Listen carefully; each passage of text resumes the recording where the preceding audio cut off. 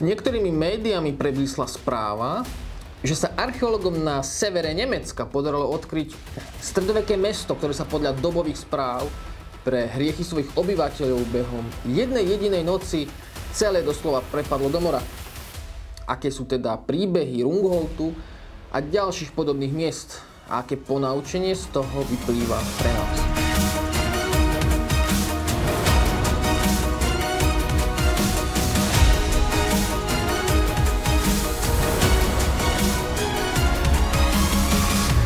Dobrý deň, moje meno je Matej Gavlák a toto je program 313. Archeológom z Univerzity Christiana Albrechta sa v Severnom mori nedaleko nemeckého pobrežia podarilo odhaliť stavbu kostola, ktorý patril do bájneho stredovekého mesta Rungholt.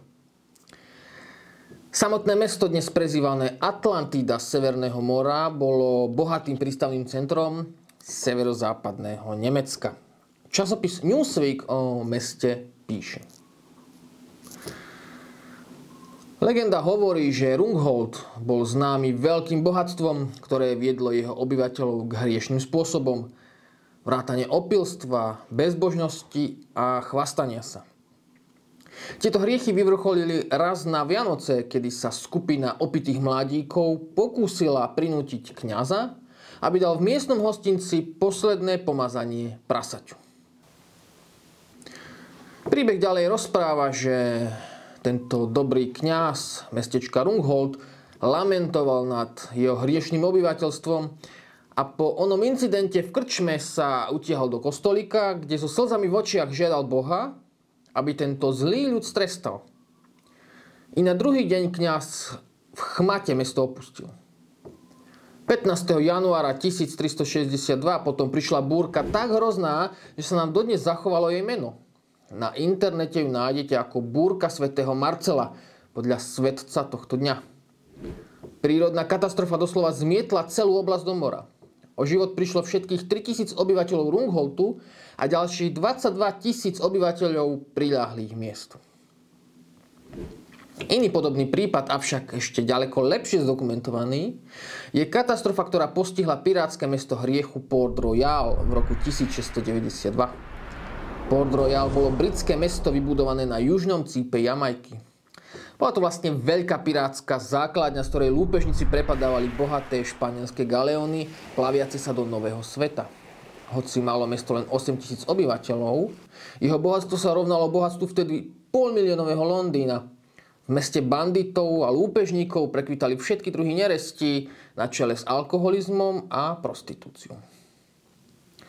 7. júna 1692 pred obedom otriaslo centrálnou Jamajkou silné zemetrasenie, ktoré sa dovalilo aj do Port Royal.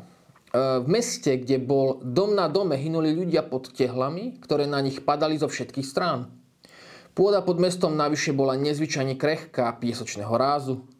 Počas otrasov sa priľahlé vody zmiešali s piesočnatou pôdou, čím vznikol materiál podobný pohyblivému piesku. Stavby, cesty, ba aj jednotliví ľudia sa pod vlastnou váhou začali doslova prepadávať či ponárať do zeme. Očitý svedok, reverend Emanuel Hees, opísal miestnych ľudí ako tých najbezbožnejších zhýralcov. O ich osude uvádza: Zem sa otvorila a zhltla mnoho ľudí priamo pred mojimi očami. V tom sa more z nenazdania dvihlo a prevalilo sa cez mestské hradby. Množstvo domov sa prepadlo do roztvorenej zeme. Treťou veľkou ranou bola teda masívna prílivová vlna, ktorá sa po zemetrasení dovalila do mesta, doslova sa prepadávajúceho do mora. Vln bolo dokonca niekoľko. Avšak najdesivejšou skutočnosťou na celej tejto obrovskej katastrofe bolo, že sa podľa očitých svedkov i podľa počítačových simulácií všetky tieto hrôzy udiali v priebehu 4 minút. V priebehu 4 minút sa 2/3 Port Royal doslova prepadli do mora aj so svojimi obyvateľmi.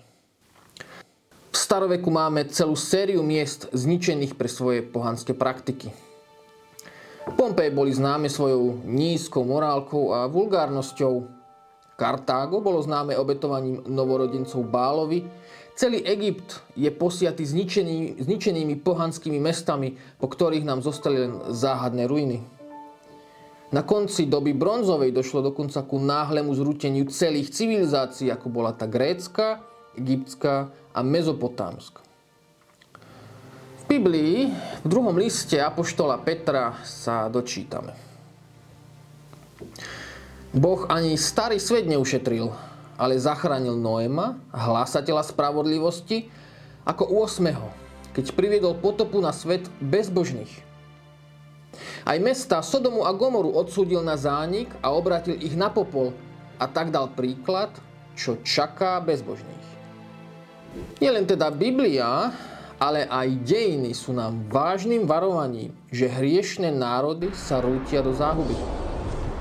Tak ako skončil pod vodou Port Royal, môže pod vodou skončiť trebárs dúhové San Francisco. Tak ako bol niekoľkokrát rozvrátený spohanštený Jeruzalém, môže byť Božím rozhodnutím rozvrátená i spohanštená a dúhová Bratislava? Každé mesto má však až do dňa Božieho hnevu čas obrátiť sa a zachrániť sa.